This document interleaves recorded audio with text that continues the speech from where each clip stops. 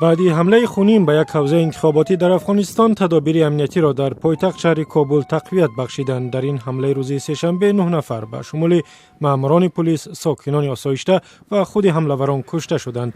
طالبان که گفتند انتخابات ریاستی جمهوری افغانستان را در روز 5 اپریل به هم می‌زنند، مسئولیت این حمله را بر دوش گرفتند.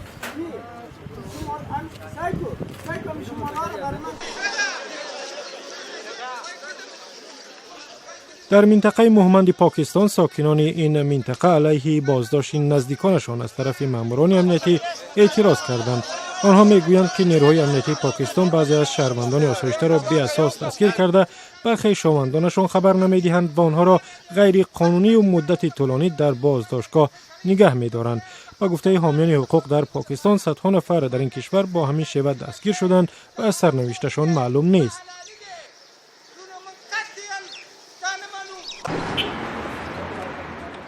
در پایتخت ارمنستان شهر یریون، 10 نفر از طرفداران پاکیزگی محیط زیست به نشان اعتراض از استخراج به گفته خودشان بیش از حد معدن‌های طبیعی راهپیمایی کردند. راهپیمایی در نزد مهمانخانه آغاز شد که در آن کنفرانس بین المللی در مورد استخراج معدن‌های طبیعی در ارمنستان ادامه دارد.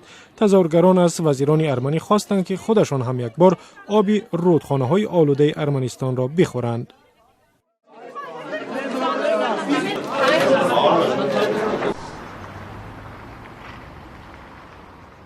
دادگاه شهر مسکو حکمی میخائیل کاسنکوро که به حمله به مأمور پلیس گناهکار دانسته شده است بتغییر گذاشت.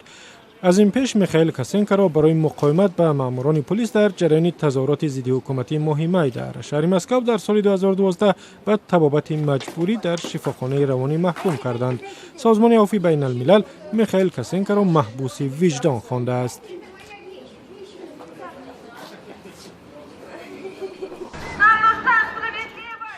ҳомиёни ҳуқуқи зан дар қирғизистон бар зидди хушунату зӯроварӣ алайҳи занон дар шаҳри бишкек раҳпаймоӣ карданд. онҳо бо ҳамин мазмун ба парлумони қирғизистон муроҷиатномаи супурданд.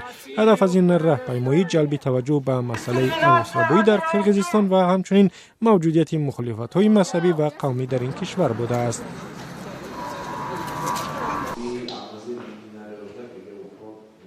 در گرجستان همایش درباره امنیت اکولوژی برگزار شد. در این همایش مسئله اصلی حفظ محیط شهر تفلیس، پایتخت کشور و از جمله راه‌های پیشگیری آلودگی هوایی آن، شیوه‌های بی‌ضرر بنیادی ساختمان‌ها و کارکرد پرتاب در این شهر بود.